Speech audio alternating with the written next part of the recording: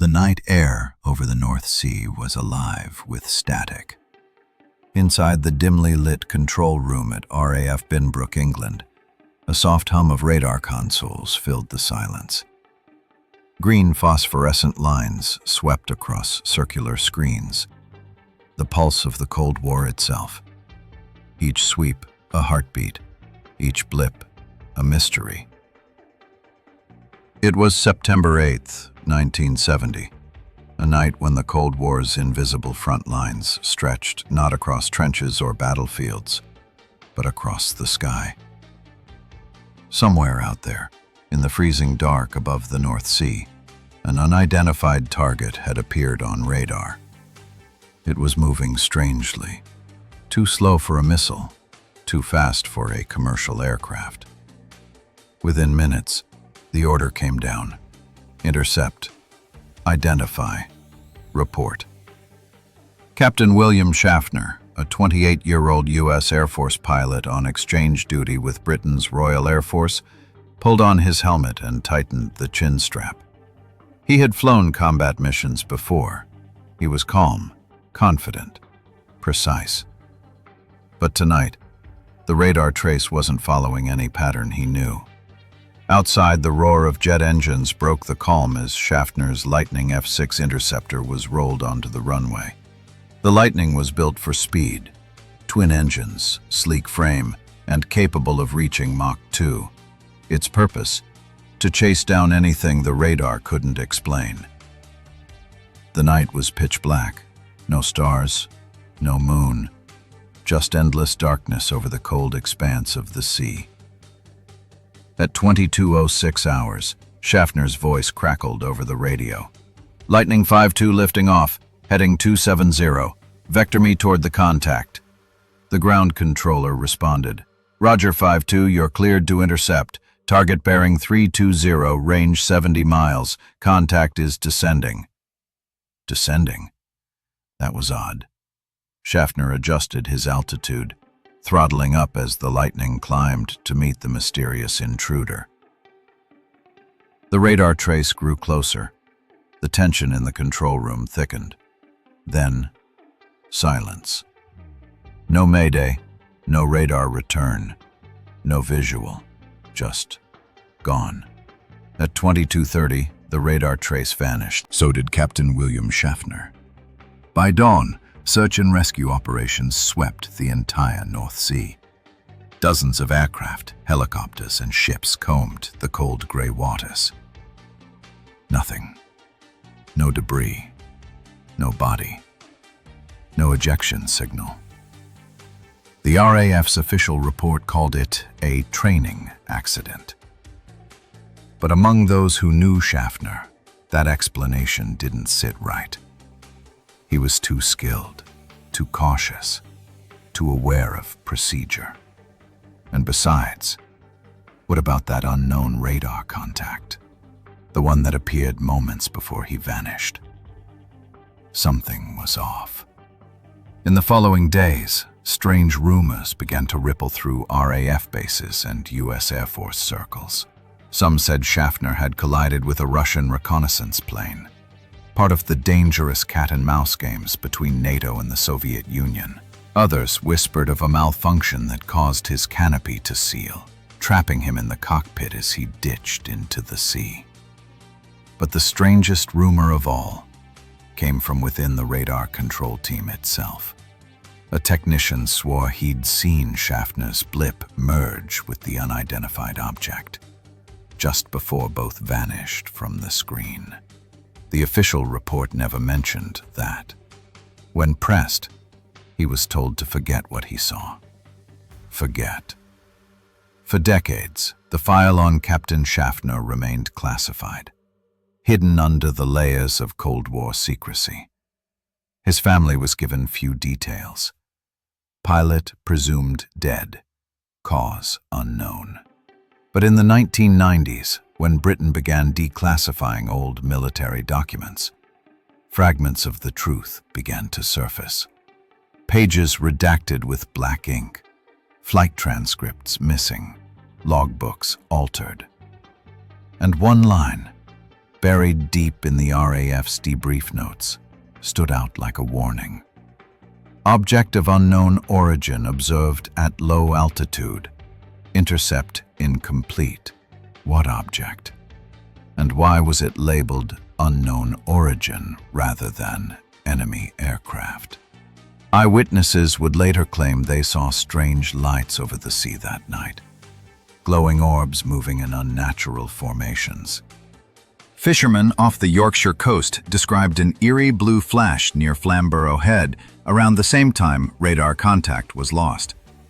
Others dismissed it as Cold War paranoia. But the chilling truth is that the last words ever received from Captain Schaffner's cockpit were not recorded in any public file. The transmission was removed from the official logs. Only one radar officer, who later spoke on condition of anonymity, recalled it. "I'm closing in. I can see it. It's not..." And then the line cut. Static. Oblivion. For 30 years, the North Sea kept it secret. No wreckage was found. No ejection seat. No parachute. Just silence.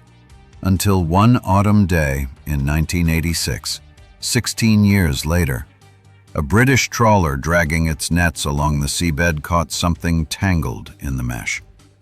When the crew hauled it up, they froze. It was a cockpit canopy, cracked, corroded, but unmistakably from an English electric lightning jet. The serial number matched Captain William Schaffner's aircraft. But what they found inside the canopy defied explanation. The ejection seat was locked.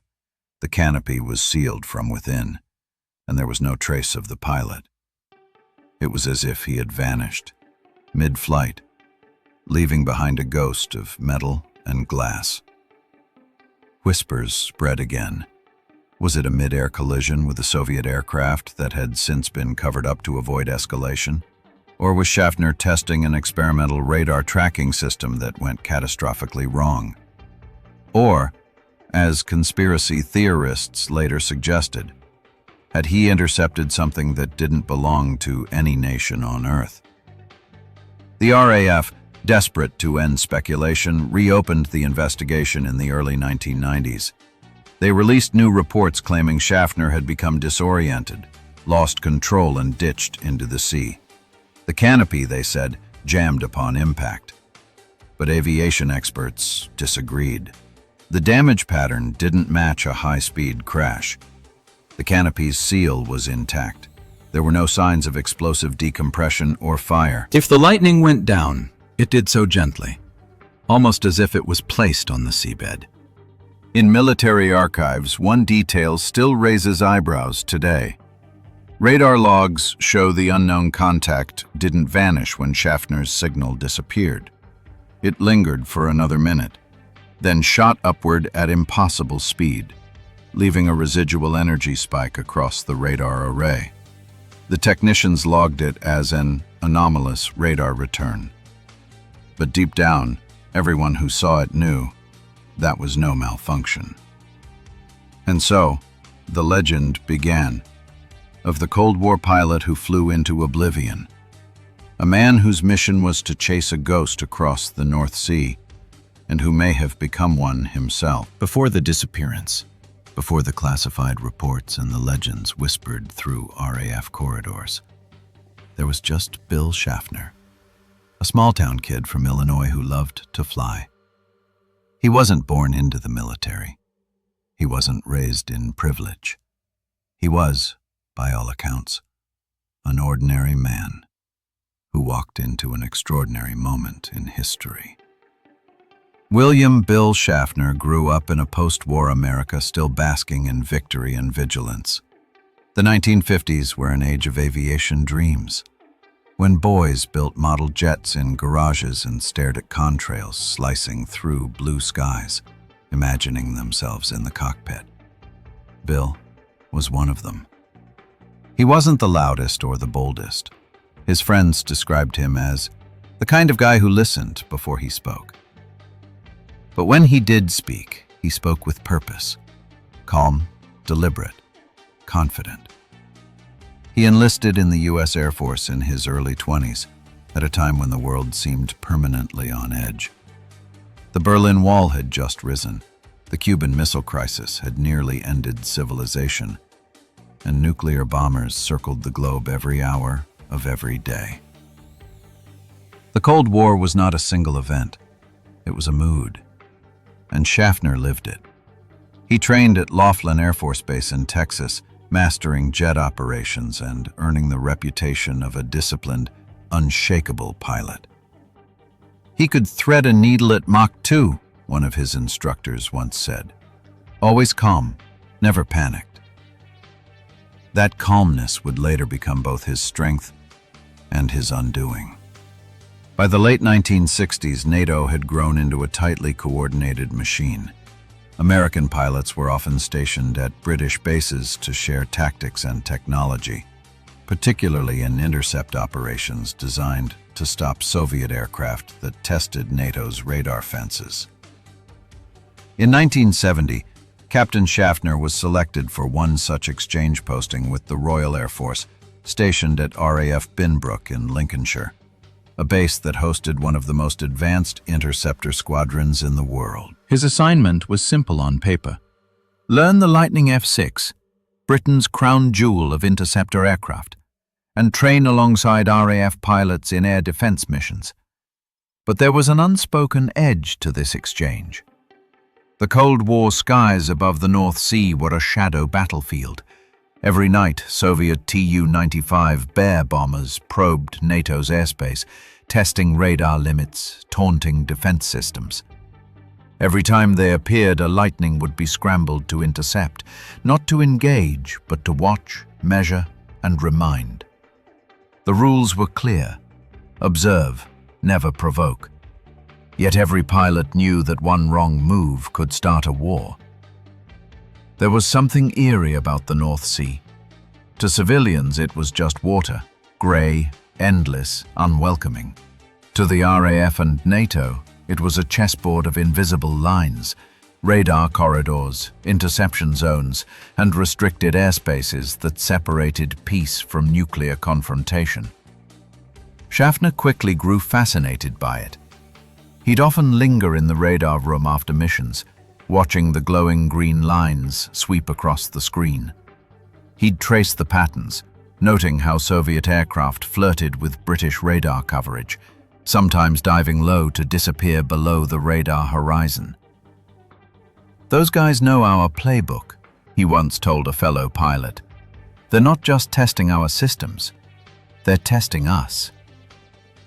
He began to keep a private notebook, not about tactics, but about patterns.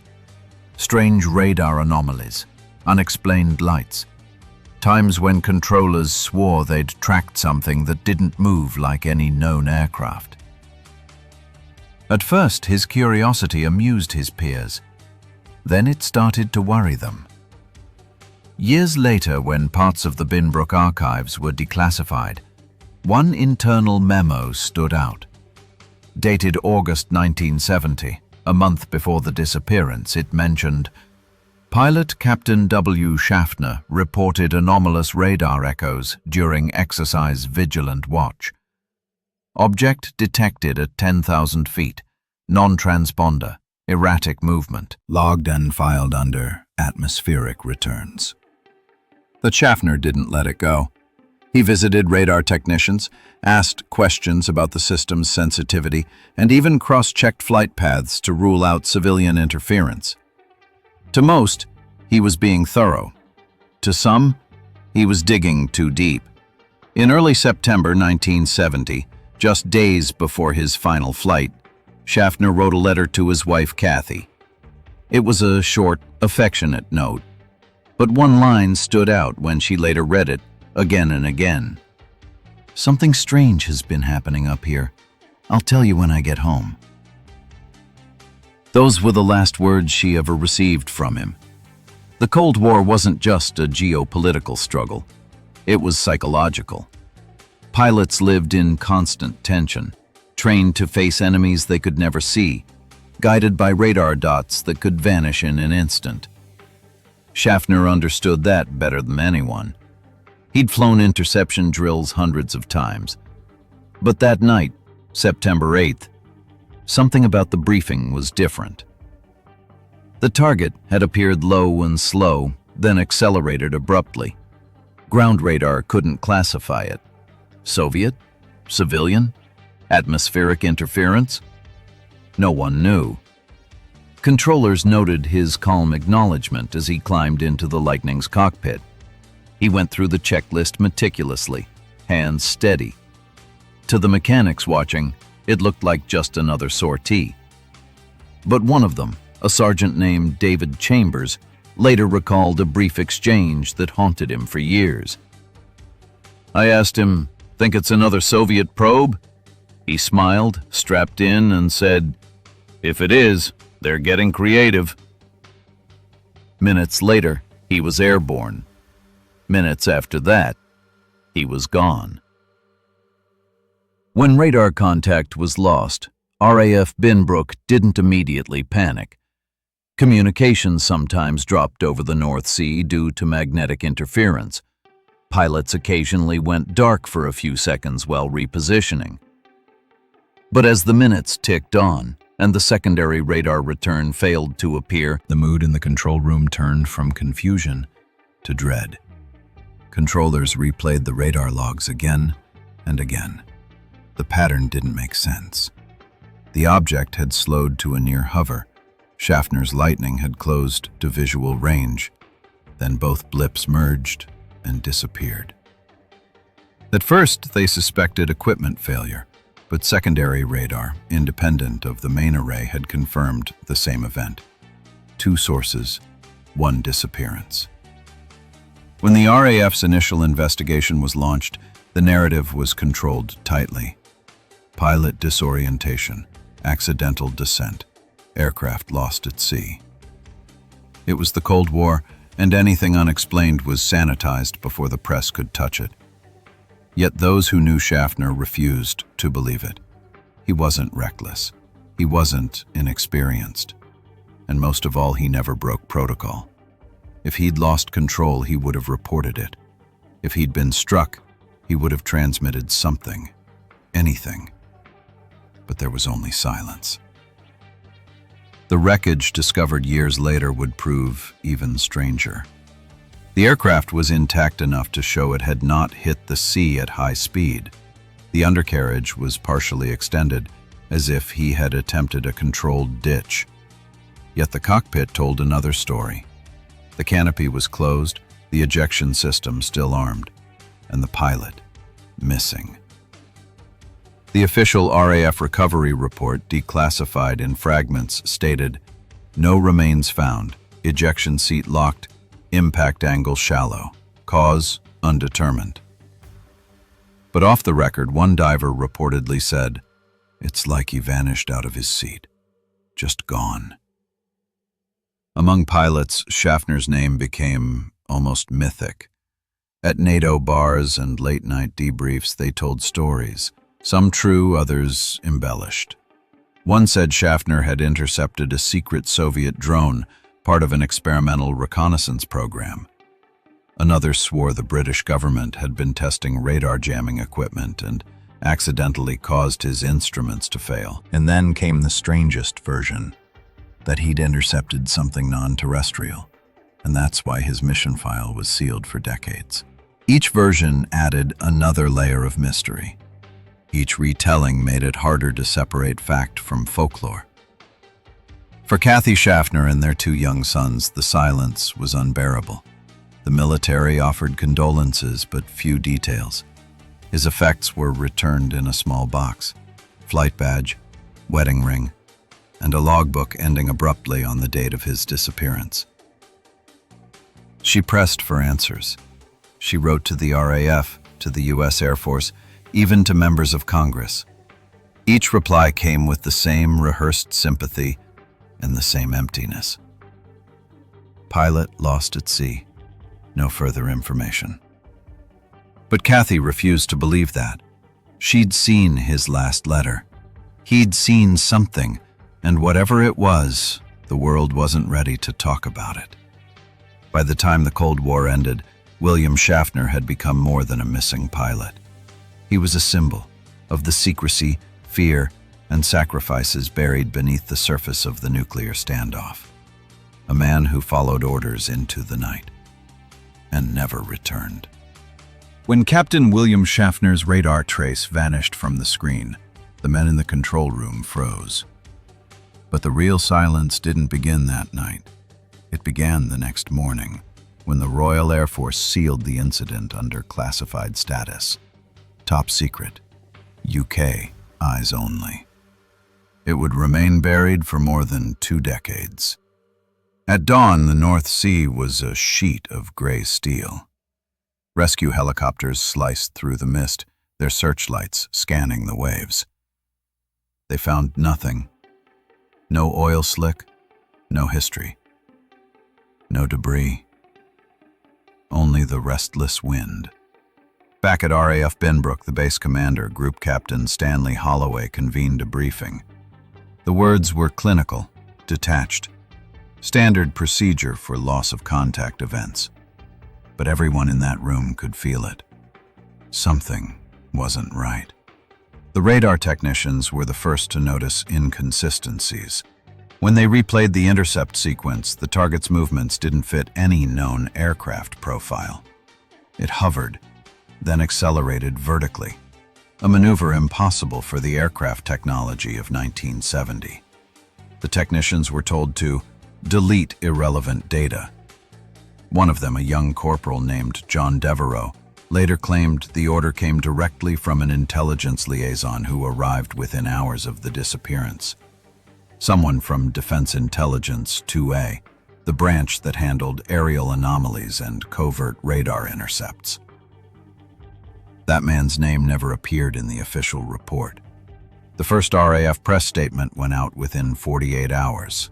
It read, "An American pilot attached to RAF Binbrook was lost at sea during a routine training exercise. Adverse weather and instrument malfunction are suspected." But the radar weather logs from that night tell another story. The skies were clear, visibility excellent, the perfect night for flying. So why the lie? The RAF's internal accident report, declassified in fragments decades later, offers a clue. It states, intercept mission designated under Exercise Vigilant Watch. Contact of unidentified nature. Details withheld per Defense Security Order 3470. That Order 3470 was a rarely invoked clause. It allowed the British Ministry of Defence to remove information from public accident inquiries if the case involved national security or cross-border intelligence cooperation. In plain English, Schaffner's disappearance was never a simple training mission. Within days, U.S. Air Force officials arrived at Binbrook. They weren't just investigating, they were collecting. Radar tapes, radio transcripts, maintenance logs, all boxed and shipped to RAF Alconbury, a joint UK-US intelligence hub known for housing reconnaissance data. When RAF officers protested, they were reminded that Schaffner was a U.S. officer, and his records fell under American jurisdiction. But witnesses recalled something strange. When the Americans left, several British intelligence officers followed them to Alconbury. Within 48 hours, all trace of the incident was removed from the Binbrook archive. Even the flight roster was altered. There's one piece of evidence that still stirs controversy: the audio recording of Schaffner's final transmission. Officially, the tape malfunctioned.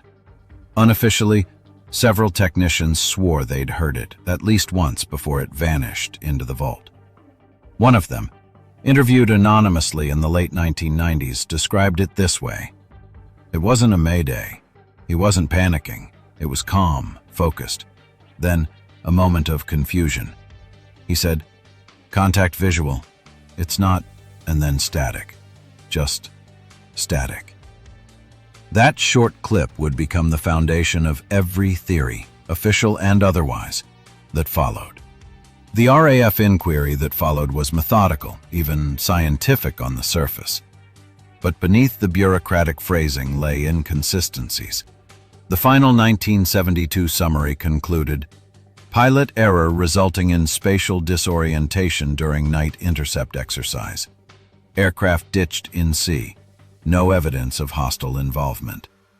Yet, The engineering analysis attached to the same report notes that the Lightning's radar tracking system registered contact with an unidentified target of unusual velocity and altitude. This contradiction was never explained. The engineering note was removed from later copies of the report. Kathy Schaffner was told her husband's aircraft likely disintegrated upon impact. When she asked why the body was never recovered, she was told, "The currents of the North Sea are unpredictable." But she didn't buy it. When she pressed further, she was visited by two officials, one British, one American. They expressed condolences, reassured her that her husband had died honorably, and advised her not to speak to the media. One of them left a small, unsigned note on her table before leaving. It read, "Please understand, Mrs. Schaffner, your husband's mission was not routine. He was serving his country in a very sensitive capacity." Sensitive. The word would haunt her for the rest of her life. For 20 years, the story remained buried, until the early 1990s when Britain began its slow process of declassifying Cold War documents. Among the files released under the 30-year rule was one thin folder marked file number DEFE 242083, Interception Incident, North Sea, 1970. Inside were 42 pages of redacted text, diagrams of radar readings, and a few typewritten notes referencing anomalous aerial phenomena. That phrase, anomalous aerial phenomena, was the official British term for UFOs. The revelation exploded across tabloids and television in 1992. Headlines screamed, "Mystery of missing pilot, UFO connection? RAF cover-up exposed in Cold War files. The man who chased a light into the sea." For the first time, the public learned that Schaffner's mission involved an unknown radar contact, something the official statements had always denied. Under public pressure, the RAF ordered a limited re-examination of the case. The new report, prepared by Air Commodore Ron Chippendale, aimed to clarify misinformation. But instead, it deepened the mystery. Chippendale's team confirmed that the wreckage had been located by the Royal Navy in 1970, but was left unrecovered for 16 years. When it was finally examined in the 1980s, divers noted anomalous cockpit configuration. Translation: the seat was locked, the canopy sealed, and no remains inside. Chippendale's report claimed Schaffner had attempted a controlled ditch after becoming disoriented. Yet he also admitted, in an off-the-record remark later quoted by journalists, "I've seen many crash sites. This one doesn't look like a crash at all. It looks like something set it down there." Even with new evidence, both governments wanted the story to end. The RAF released a final statement calling the case closed. The U.S. Air Force refused further comment.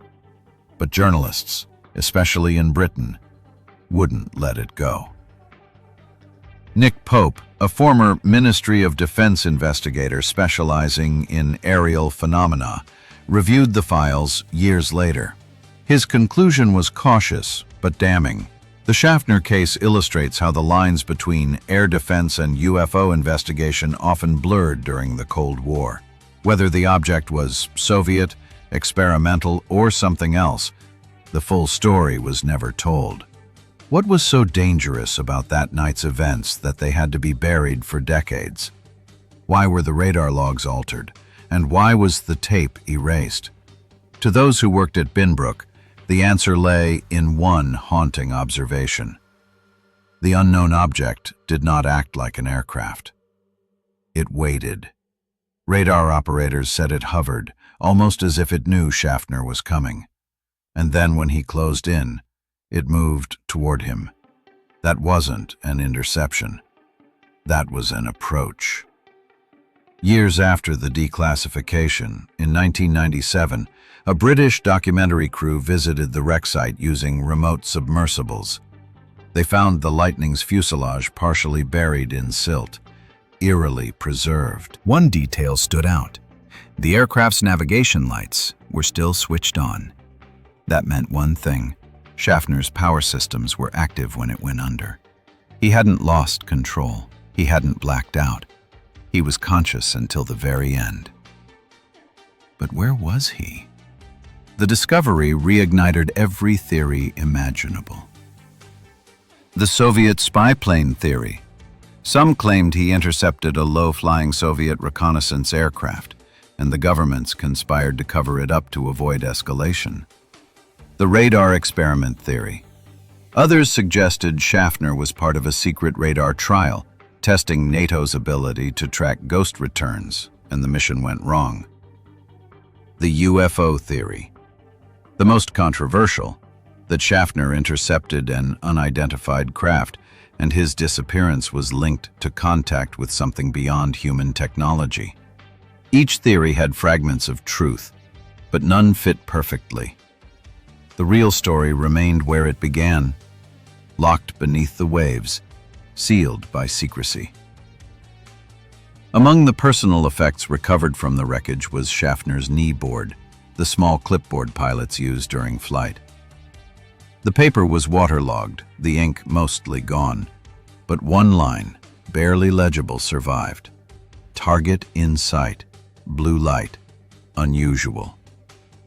And then nothing. The last thing he ever wrote was a description of light. The official record would continue to deny what happened that night, but among those who knew him, the airmen, the technicians, the family who waited, one truth remained unshakable. William Schaffner didn't crash. He met something over the North Sea. And whatever it was powerful enough to erase him, not just from the sky, but from history. It should have been over. The official reports were signed, the statements released, and the story buried beneath the weight of bureaucracy. But secrets have a way of surfacing, especially when they're soaked in salt water and silence.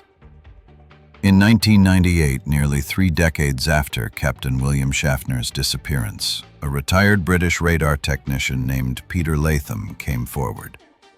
He'd worked at RAF Staxton Wald, one of the radar stations that tracked the incident in real time. What he revealed would reopen the case and ignite a storm the Ministry of Defense wasn't prepared for. Latham's memory was precise.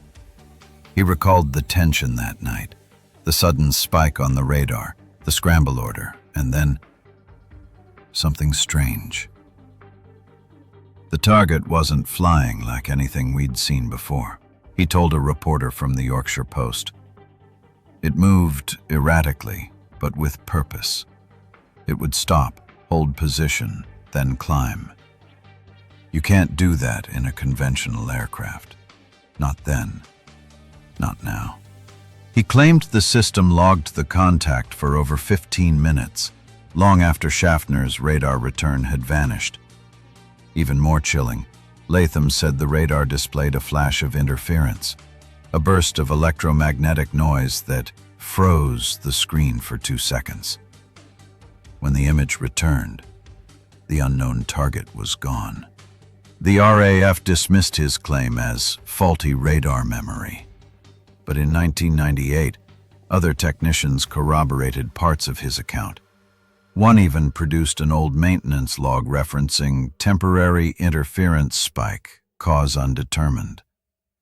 The timestamp matched Schaffner's disappearance to the minute. That same year, a man named Michael Drummond, a former Royal Navy diver, broke his silence.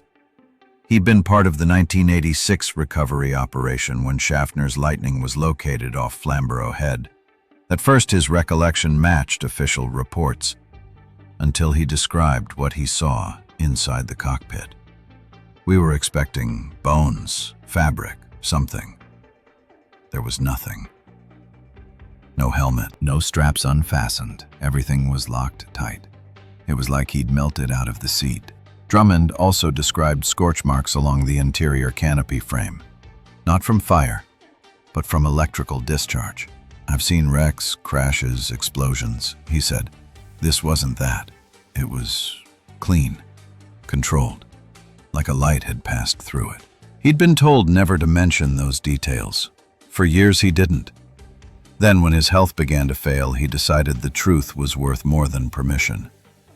Investigators who re-examined RAF records in the 2000s noticed something else odd: the absence of the post-incident debrief transcript.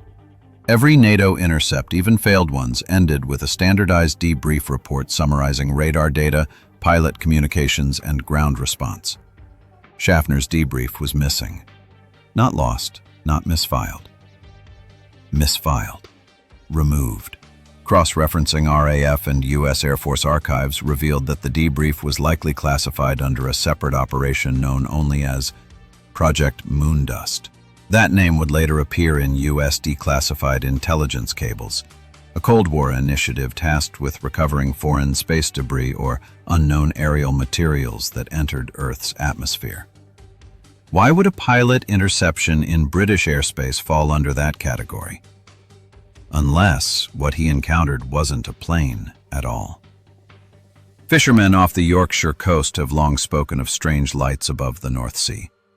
In the late 1960s and early 1970s, multiple reports described bright blue orbs that hovered silently for minutes before darting away at impossible speed. One of those fishermen, Arthur Clegg, gave a sworn statement in 1971. He and his son had been out near Flamborough Head on the night of September 8th when they saw something the size of a small bus gliding low over the water. It wasn't a plane. It made no sound, just a hum like electricity in the air. Then a jet came in low from inland, maybe 2 miles away. The light shot toward it, and both vanished. Clegg said he reported it to local police, who told him it was a military exercise.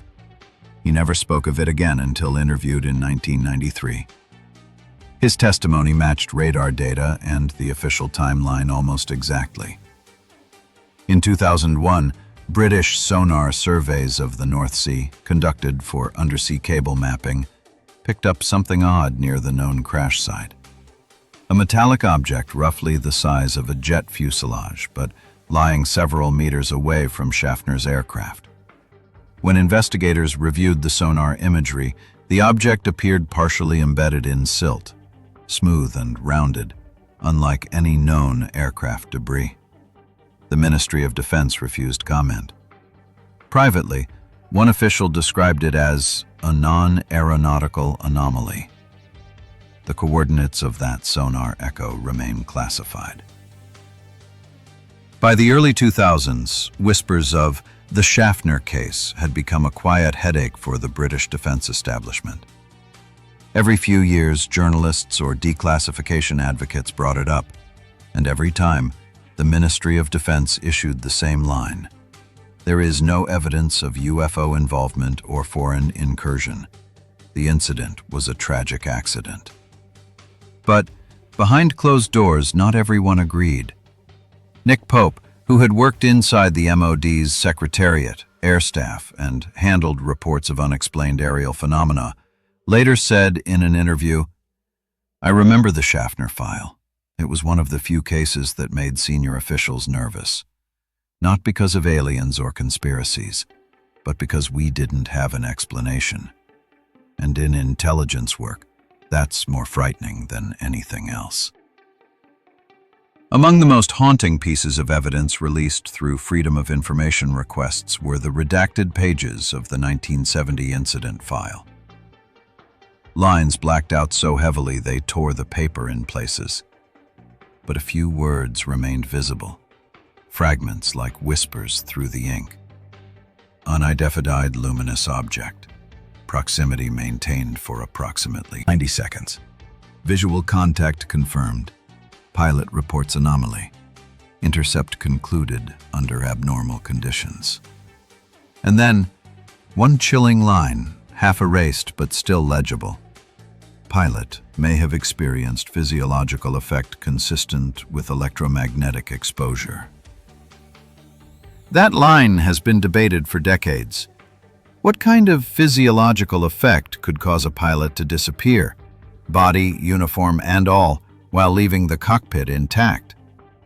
For those who served with Schaffner, the silence was worse than the mystery itself. Squadron mates remembered the days after his disappearance. Commanders ordered them not to discuss the incident outside official channels.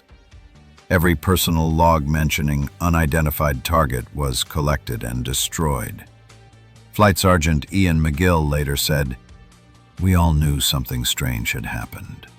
The mood was heavy, unnatural. They told us to keep quiet, said it was in the interest of national security. We did, but the questions never stopped." Years later, McGill added a chilling detail, that 3 nights after the disappearance, the radar picked up another similar return over the same coordinates. It appeared for 2 minutes, then vanished again.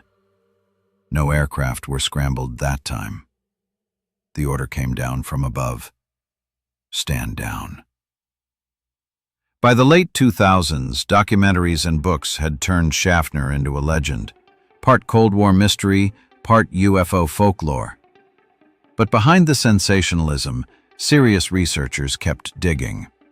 They found that the U.S. Air Force's Project Blue Book, officially closed in 1969, still quietly logged incidents involving anomalous returns through 1974 under defense sharing agreements with NATO. One entry, marked U.S. AFI Report 70/914-North Sea, described an intercept involving unknown object, contact lost, probable pilot fatality. The details matched Schaffner's mission. It meant the Americans never truly closed their case. A group of physicists reviewing Cold War radar data proposed an alternative theory, that Schaffner had flown into a powerful electromagnetic anomaly, possibly caused by overlapping radar and communications frequencies during experimental operations.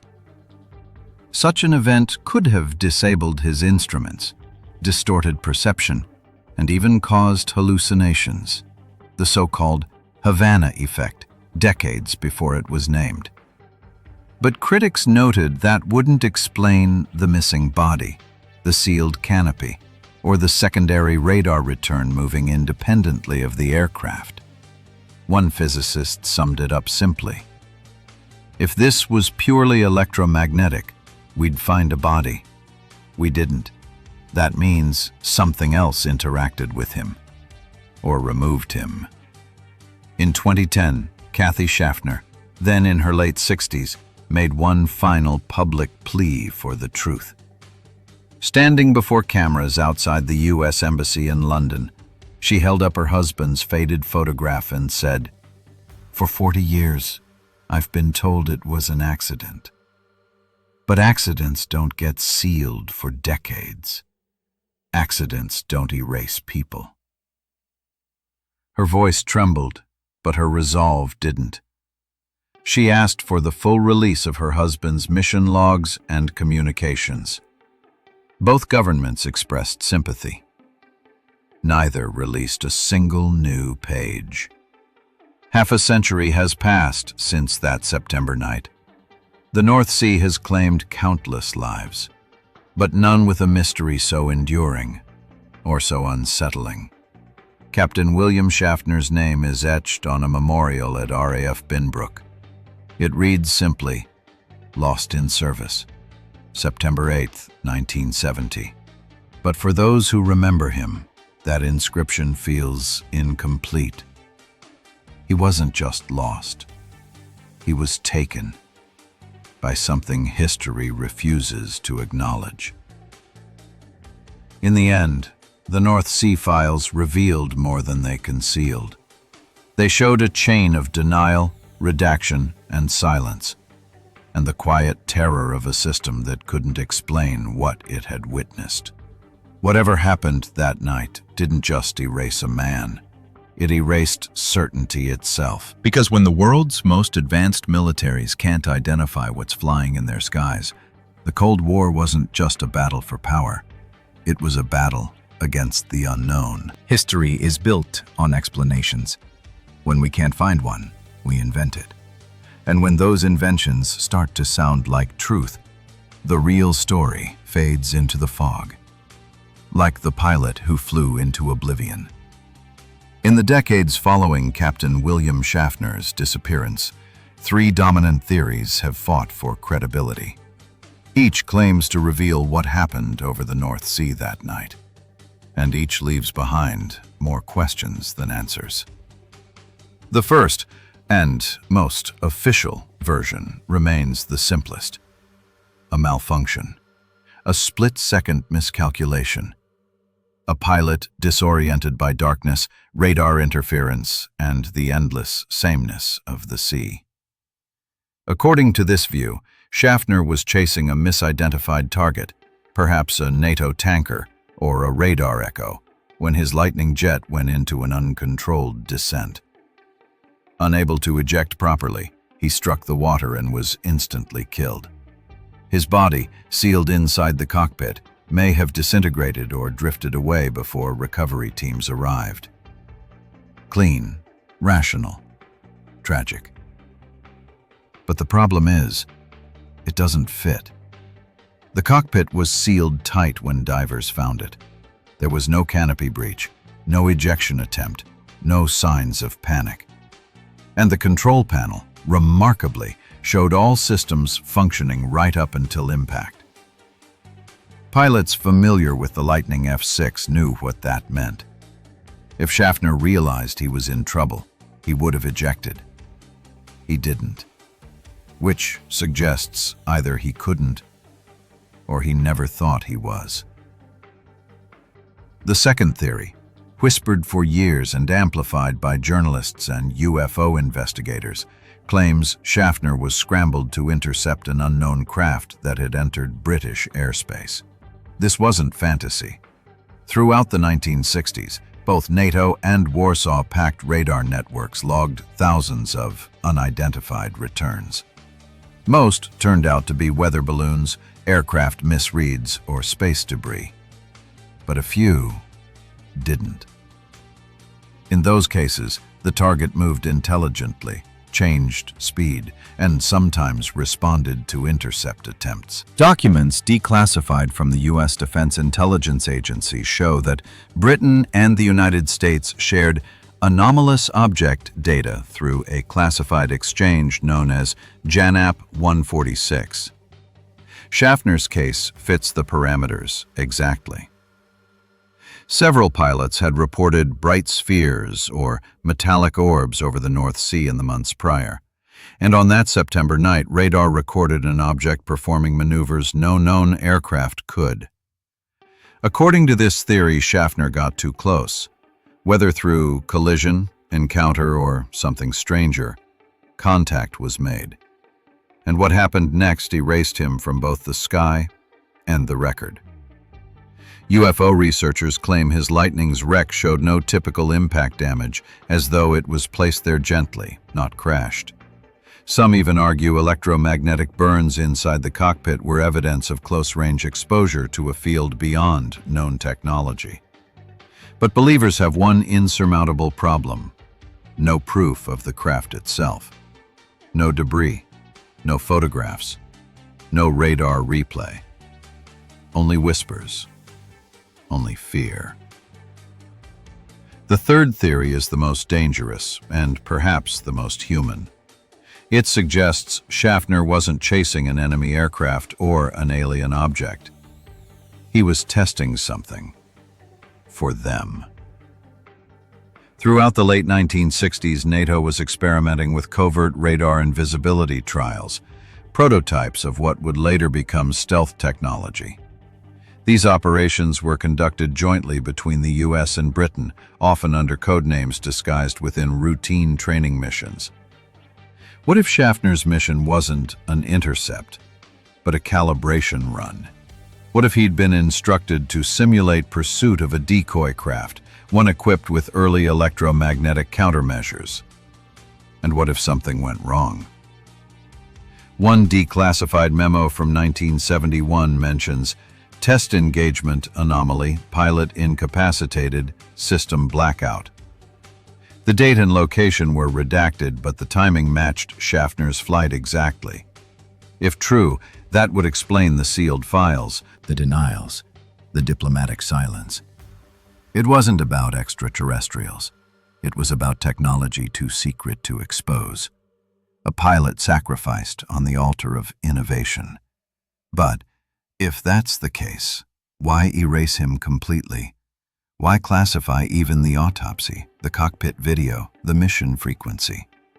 Unless the results revealed something more, something that made the entire test unacceptable to admit. Schaffner wasn't reckless. He wasn't the kind of man who panicked easily. Psychological assessments from his service record describe him as analytical, calm under pressure, highly adaptable. He'd flown in storms, near crashes, near death, and always came home. But that night, radio transcripts suggest something different. Minutes before contact was lost, Schaffner's voice came through the static. Visual contact, target appears, blue light, steady, approaching. Wait. Then silence. No alarm in his tone, no urgency, just curiosity. It's as though he was seeing something that defied his training, and for one fatal second he forgot to be afraid. Each theory, accident, UFO, secret mission, tells part of the story. Each fits some facts and fails others, but together they paint a picture that feels uncomfortably real. A pilot sent into the unknown by a system that couldn't tell him what he was really facing.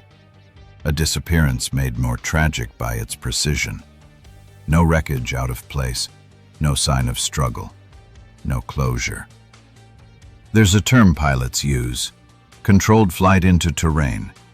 It means the aircraft was flying perfectly, right up until it wasn't.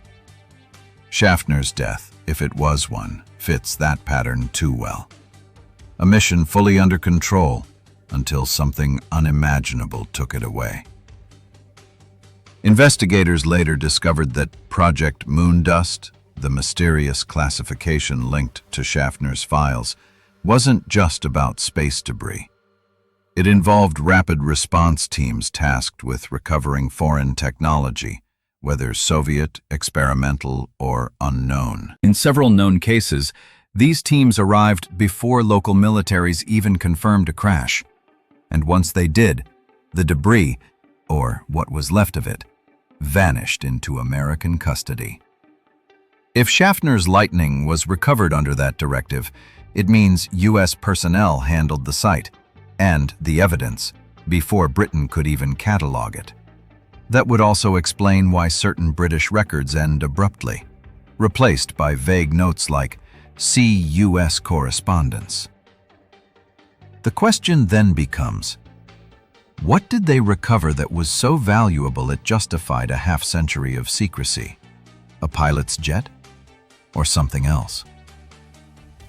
In 2016, a private maritime survey team scanning for lost World War II wrecks stumbled upon what appeared to be an object of unnatural geometry roughly 20 miles from the official crash site. Cylindrical, metallic, almost perfectly symmetrical. When sonar images leaked online, some claimed it matched the secondary target seen on radar during Schaffner's final moments. The Ministry of Defense refused comment, calling it a misinterpretation.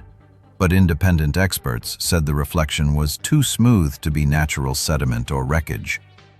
The survey vessel was quietly instructed to halt exploration of that area.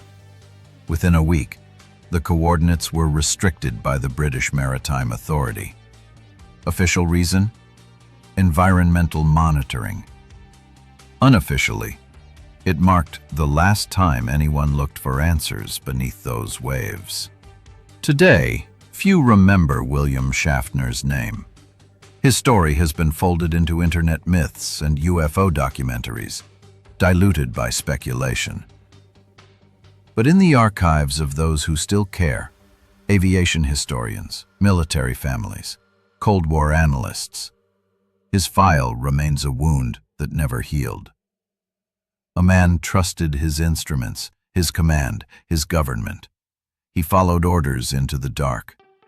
And when he vanished, they built a wall of silence around his memory. Some scientists who studied the electromagnetic damage inside the lightning proposed something radical, that Schaffner may have encountered a localized energy event, a plasma discharge produced by the intersection of multiple radar beams.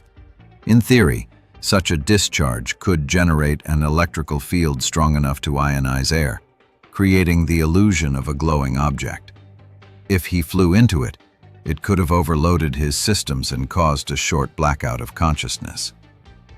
But that still doesn't explain the missing body.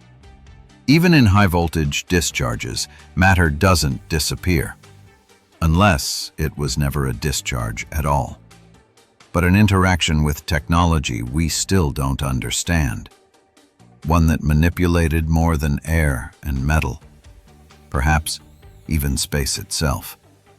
The Schaffner case isn't just about one man. It's about what the Cold War did to truth. Nations built walls not only around their borders, but around their secrets. Every unexplained event became a potential weapon, every silence a strategy. When governments live in fear, truth becomes expendable. And when truth vanishes, people like Schaffner become collateral damage. Forgotten not because they were unimportant, but because they were too important to remember. In 1970, 2 weeks before his death, William Schaffner wrote a letter to his father back home in Illinois. It was never sent. Kathy found it years later among his old belongings. Sometimes I feel like I'm part of something bigger than they tell us. There are flights we can't talk about, objects we can't name. If anything ever happens, just know I believed in what I was doing. Whatever's up there, I hope one day someone tells the truth about it. It wasn't a farewell. It was a prophecy. By the end of the 20th century, the Cold War had produced thousands of classified missions, hundreds of lost pilots, and dozens of unexplainable radar incidents. But only one case blurred the line between human and impossible so completely. Schaffner became the embodiment of what the Cold War feared most, the unknown that cannot be controlled. He didn't die in battle, nor in error. He vanished in pursuit of an answer no one was ready to face. In the end, beyond theories and files lies a simple, painful truth. A man took off one night and never came home. His wife waited for closure that never came. His children grew up asking questions no one dared to answer, and his name became a ghost story in the archives of nations that swore he didn't exist. Some mysteries protect nations. Others protect the fragile illusion that we're in control. The story of William Schaffner, maybe both. Subscribe for more forgotten Cold War stories, because the past still hides its ghosts, and some are still flying. Hey everyone, joining me to left, /GSS. The North Sea is a restless grave. It moves endlessly, folding history into its dark waves. For half a century, it has kept one secret colder than the water itself. The night Captain William Schaffner flew into Oblivion. We've followed the evidence, the theories, the lies. Now, as the last classified pages flicker into daylight, one question remains. What really happened that September night in 1970? In 2022, a quiet leak appeared on a Cold War aviation forum, a PDF allegedly scanned from microfilm. It carried the heading, Mod RAF Intercept Incident, Case File 70, North Sea. Most dismissed it as a hoax, but then researchers compared the watermark to verified 1970s Ministry of Defense paper stock. It matched. The document was real. And what it contained, even in fragments, was chilling. Among the redacted paragraphs were lines like, "Visual acquisition confirmed. Object maintaining formation with lightning for 82 seconds. Pilot reported visual distortion. Subject's voice modulation irregular. No ejection, no impact detonation recorded." And then the final entry. Electronic interference spike, source unknown, possible transient electromagnetic anomaly. Subject aircraft ceased radar return at 21:38 hours. That entry would be the last time the RAF ever recorded the name Captain William R. Schaffner. In 1971, several U.S. Air Force personnel attached to RAF Binbrook were abruptly reassigned. No explanation, no press coverage. But one of them, a maintenance specialist named Tom Graves, decades later claimed he was sent to a recovery site near the North Sea coast. He described a hangar sealed under U.S. command, guarded by both American and British military police. Inside lay the Lightning F-6, strangely intact. "They told us not to talk, not to look too close," Graves recalled in an interview before his death. There were no signs of ejection, no trauma, no blood. But the seatbelts, they were still fastened. When asked if he saw the pilot's body, his answer was barely a whisper. "We saw a shape in the seat at first. Then they closed the canopy and told us to leave. When they opened it again, it was gone. A hallucination? A fabrication? Or something stranger? Whatever he saw, the government never confirmed his presence there. Yet the unit number on his old jacket matched the recovered site team's manifest." In 2018, a British historian researching Cold War aircraft stumbled across a photo mislabeled in a declassified RAF archive. It showed the Lightning's wreck in a hangar, under a tarp, with an unusual feature visible through the canopy glass. A pale residue coating the seat harness. Chemical analysis of similar stains on preserved Lightning wreckage revealed trace elements of ionized titanium, consistent with high-energy electrical exposure. Not burn, not fire. Something that altered the molecular surface itself, as if the metal had been exposed to a brief, concentrated pulse of radiation. If Schaffner had been inside that field when it occurred, his body could have experienced instantaneous disintegration at the molecular level. Theoretically impossible in 1970, but perhaps not to whatever shared the sky with him. Menwith Hill, a joint US-UK intelligence installation in North Yorkshire, was one of the most advanced listening posts of the Cold War. Its massive white domes intercepted global communications, satellite telemetry, even Soviet radar.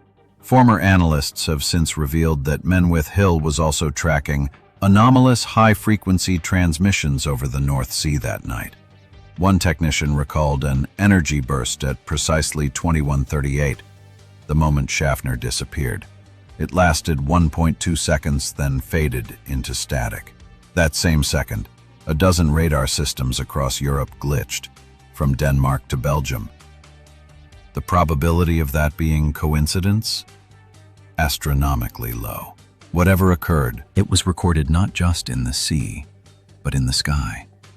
In 2020, following public pressure for greater transparency on Cold War incidents, the Ministry of Defense issued a rare statement. All available files on the 1970 Lightning incident have been released.